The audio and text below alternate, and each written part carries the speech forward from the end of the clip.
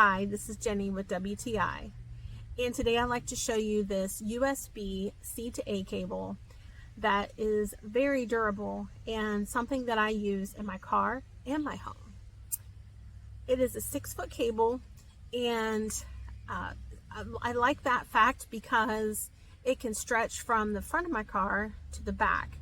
I only have one USB connection in my car, so that makes it convenient for my daughter who sits in the back, and she can plug in her phone in the back and use, or her device, and use it in the back.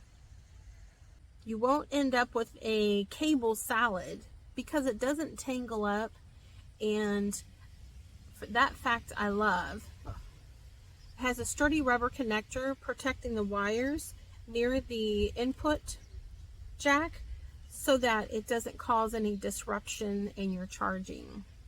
This Anker USB C to A cable is something that our family really enjoys having in our car, in our home, and I hope you do too.